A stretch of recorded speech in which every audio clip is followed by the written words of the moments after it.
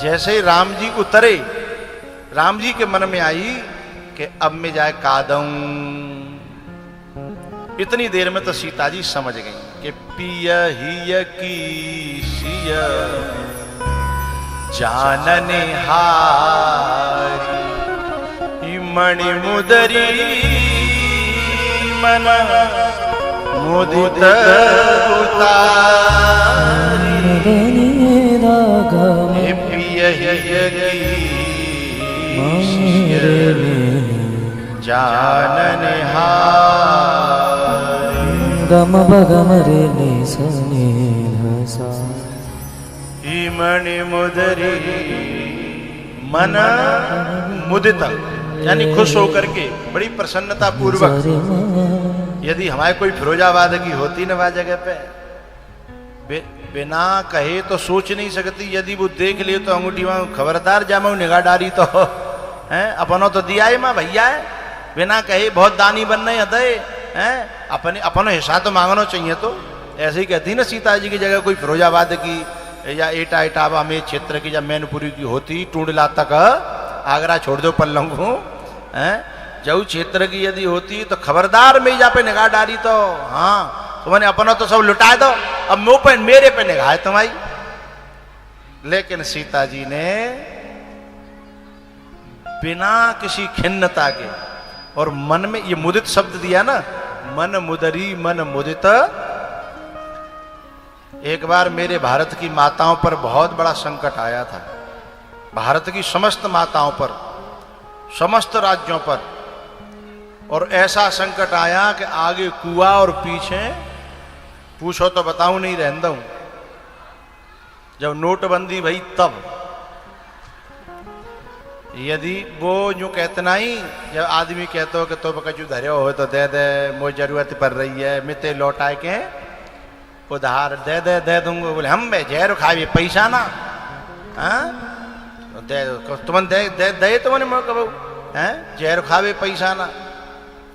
जब नोटबंदी भई और जो यूं कहते गई कि जहर खावे पैसा ना, और जब वो कम से कम 20 दिना 15 दिना महीना भर जब लगी कि अब ये नोट कागज बन जाएंगे, तब धीमे ते बोली पहलवान खूब कही कि रो तो देख ले बान समझी कि पोल खुले तो मरी, और नहीं दूं तो वैसे कागज बह जा रहे हैं।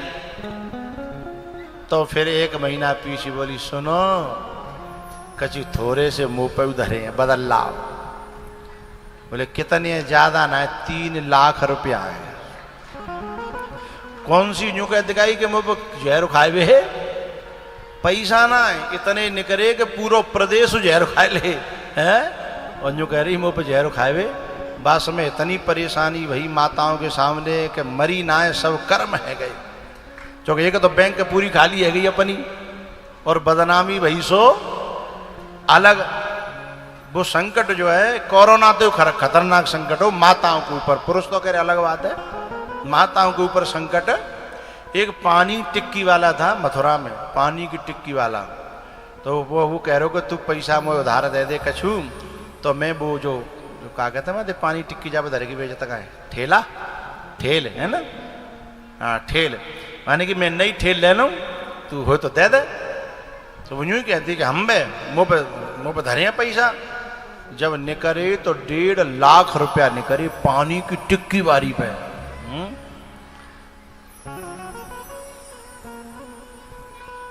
लेकिन कबू अपने आदमी है तो सीता जी बताना चाहती हैं कि सोनो चांदी जई समय के लिए हो तो है, क्या कहूँ आदमी पे कोई बात परे तो कहवे ते पहले ही दे दो कि तुम ते बढ़ के ना आए, तुम ज्यादा ताली मत बजाओ, मैं भले ही कह रहा हूं पर जरूरी नहीं है कि तुम्हें मिलेगा।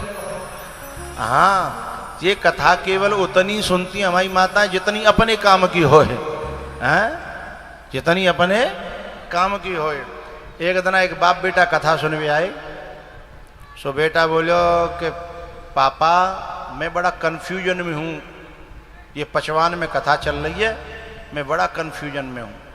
बोले क्या कंफ्यूजन है बेटा? बोले पिताजी की बात मानी राम जी ने तो जगत पूज्य बन गए, और प्रहलाद ने पिताजी की बात नहीं मानी तो बेजगत पूज्य बन गए। अब मोए बताओ का करना है। यदि पिताजी की बात मानवे थे जगत पूज्य बनते हो तो राम जी की तरह मानू, और प्रहलाद जी की तरह पिताजी की बात न मानवे थे बनते हो तो मैं बाका में करूं। वो तो जगत पूज्य बनना है, तुम बताओ।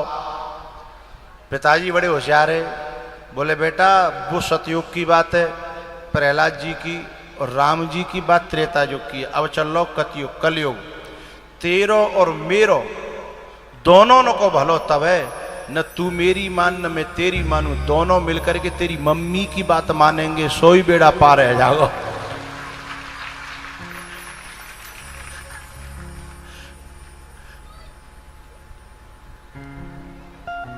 भैया उतर ठाड़ भय शुर शरीरे ता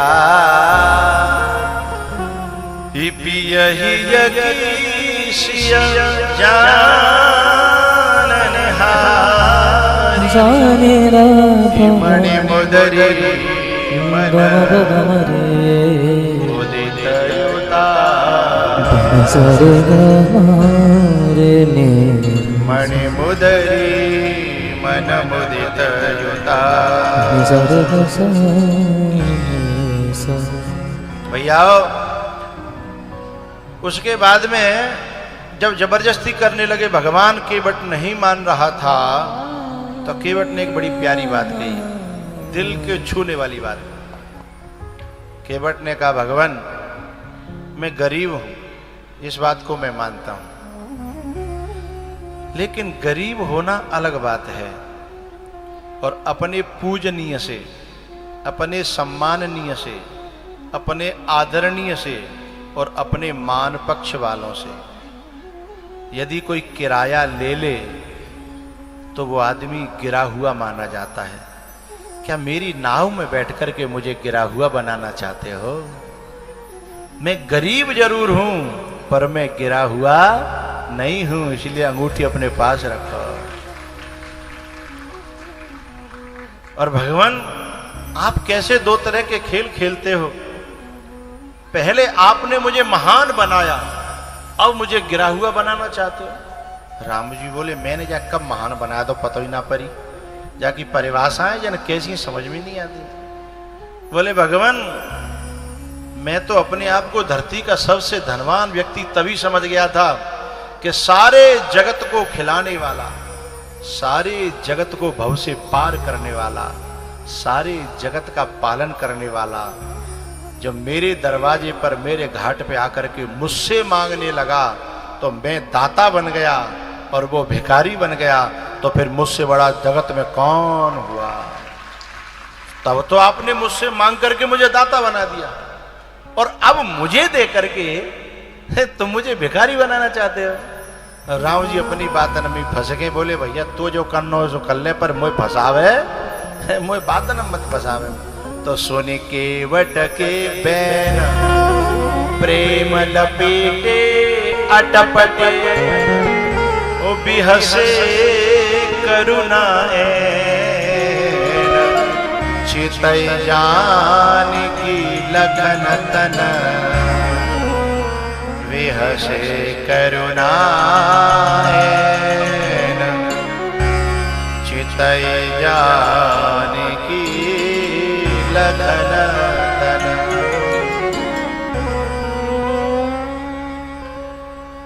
भैया केवट ने एक काम करो, अंगूठी स्वीकार कर ली। बोले लाओ मेरी है, मैंने मान ली, पर मेरी एक प्रार्थना स्वीकार कर लो। बोले बताओ। बोले अब आपने हाथ पे रख के कही कि अब जाए 14 वर्ष तक मेरी मान के अपने पास रखो। बोले फिर क्या करूं? बोले फिरती वार मोहि जो देवा। राम जी ने कहा भैया अभी ले ले। बोले नहीं अभी मजदूरी हो जाएगी, लेकिन लौट के दोगे तो यही चीज प्रसाद बन जाएगी।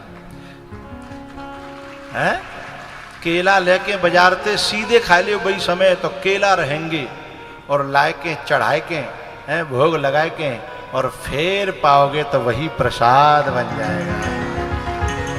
तो फिर दीवार मोहि जो देवा ईशो प्रसाद में शिर धरि लेवा। वो जो केवटिया थी ना, केवटिया वो कहाँ की थी? वो हमारे ही क्षेत्र की थी। सो जब लौट के केवट घर पहुंचे उसे खिंचाई कर दी। बोले का तुम बहुत बड़े दानी बन गए, भगवान अपने हाथ से कोई प्रसाद दे रहे तो वह ले लेते हैं, ज्यादा दानी बनने की जरूरत थी। अरे वो हमारे घर धरी रहती तो हम अपनी संतान नाती बेटा अपनी पीढ़ी बतावते कि भगवान हमारे यहाँ आए थे, कि जो निशानी तो बनी रहती हैं, इतने बड़े दानी बने दिया हैं। सो बहुत सुनाई केवट चुप रहो चुप रहो। बोले भगवान तू चुप हो तो मैं अपनी बात तो बता दे, मोल बाकी बात फैसला करियो, मैंने गलत करियो के सही करियो। हाँ हाँ बताओ। बोले देख अंगूठी मैंने हमेशा के लेना दी, वो तो 14 साल बाद आनी ही है, फिर अपनी नाती पंती सबन दिखाती रही हो, हमें मना ना कर रहा मैं नीले बना दी 14 वर्ष के लिए दी है बस। तो बोले 14 वर्ष के लिए काय को दई, पता नहीं लौटे लौटे कहूँ अंत है कि चले गए। बोले नहीं नहीं वो हम जैसे नहीं है, वो परमात्मा है, वो किसी का रखते नहीं है। हम जैसे लोग भले ही काऊ को खा के मर जाएं हैं, लेकिन वो रखेंगे नहीं, पहली बात। दूसरी बात पागल मैंने एक बहुत बड़ा काम कर लो अपनो। बोले का? बोले अब हमें भगवान की याद करवे की, भगवान को भजन करवे की, भगवान को सुमिरन करवे की कोई जरूरत नहीं है। हम अब कच्छू नहीं करें तो भी हम भव से पार रह जाएंगे। बोले वो कैसे आ जाएंगे, कौन सी गारंटी देंगे वो? बोले पागल है तू, जो भगवान का ध्यान करता है, सुमिरन करता है, भजन करता है, भगवान की याद करता है, वो भगवान के धाम जाता है। लेकिन जिसकी भगवान याद करते हो, सुमिरन करते हो, भजन करते हो, जब जब अंगूठी देखेंगे तो तुरंत सोचेंगे केवट के पास जाना है तो हमारी याद करेंगे, और जाके भगवान याद करे वो बाको बेड़ा पार है। कोई रोक सकता है? तब नेक नेक बाकी खोपड़ी में। बोले बात तो सांची कह रहे हैं, तुम तो गजब को काम कर लो। जग जप राम, जगत राम को जपता है और राम केवट को जपेगा, समझती है तू? बोले हाँ बात तो सही है। बोले अब बता मैंने गलत करे होगा, तैने गलत, तू गलत कर रही है? बोले नहीं you are right I am wrong. बोले तू मैं गलत हूं, आप बिल्कुल सही हो। मेरी गलती थी, मैं इस बात को समझ ही नहीं पा रही थी। बोले यही तो बात है भैया, जब कछु नहीं लायो केवट ने, तब राम जी ने अपनी ओर से एक चीज दी। ध्यान रखिएगा, बड़ी महिमा है त्याग की, बड़ी महिमा है वैराग्य की, बड़ी महिमा है निष्काम सेवा की, बड़ी महिमा है। जब केवट ने निष्काम सेवा करी, त्याग किया, वैराग्य रखा, तो क्या हुआ? केवट को वो चीज दी राम ने जो राम ने विभीषण को हजारों वर्ष तपस्या करने पर जो भक्ति दी थी। रावण, कुंभकर्ण और विभीषण, इन तीनों ने तपस्या करी थी। तो रावण ने मांगा था कि मैं अजर अमर हो जाऊं, लेकिन विधाता ने मना कर दिया। बोले नहीं। तो बोले एक काम करो, हम काहू के मरहि न मारे, बानर मनुज जाति दो बारे। बोले ठीक है, इनको ये वरदान दे दिया, कुंभकर्ण को नींद का वरदान दे दिया। लेकिन जब नंबर आया विभीषण का, तो पता है विभीषण को देख करके भगवान की आंखें भर आई। बोले तुम्हें क्या दूं? बोले कुछ नहीं, मुझे पता ही नहीं है। समझे न परे झूठ का साचा, मुझे तो ये भी नहीं पता सत्य क्या है झूठ क्या है। और मैंने झूठा झूठा मांग लिया तो धोखा हो जाएगा, इसलिए मुझे नहीं पता। आप जो मेरे लायक समझो, जो उचित समझो वो दे दो। तब विमल भक्ति का वरदान विभीषण को मिला, हजारों वर्ष तपस्या करने के बाद। लेकिन केवट ने केवल नाव गंगा में चलाई और उसमें जो है निष्कामता पूर्वक राम जी को पार किया। उसका फल क्या मिला? दोहा कहता है, बहुत कीन प्रभु लखन सिया। लखन भी कह रहे हैं ले लो भैया ले लो, सीता जी कह रहे हैं भैया ले लो। कुछ लोग ऐसे हैं जिनकी मेहनत को रखना नहीं चाहिए, इसलिए हम कह रहे हैं ले लो। बहुत कीन प्रभु लखन सिया, नहीं कछु के बटोले, विदा कीन करुणा यतन। शब्द समझिए, भगति विमल वर दे। विमल भक्ति का वरदान केवट को दिया, जो वरदान गिने चुने विश्व के गिने चुने लोगों को प्राप्त होता है। कुंभकर्ण को नहीं मिला, रावण को भी नहीं मिला, विभीषण को मिला, प्रहलाद को मिला, ध्रुव को मिला।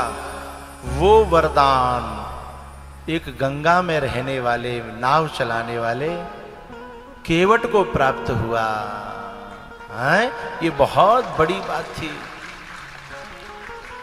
तो वेदा कीन करुणा यतन, भगति विमल वरुदे। उसके बाद भैया भगवान जो है प्रयागराज पहुंचे हैं, भरद्वाज जी से मिले हैं, और फिर जो है वहां से आगे चित्रकूट तक भगवान जाने। बीच में जो है खेतन में वनवासी लोग जंगल में काम कर रहे, कछु लकड़ियां काट रहे, कछु खेतन में काम कर रहे। तो खबर मिली कि राम हमारे खेतन पे है के जा रहे हैं। सो भगदड़ मच गई कि राम आए, कोई अपने बाप याद की आवाज दे रहा हो, कोई अपनी मैया है, कोई बच्चन ने, और कौन खुरपी फेंक दी, कौन फावड़ो फेंक दो, कौन कुल्हाड़ी फेंक दी। ऐसा दृश्य भारत में एक समय था जब आया करता था।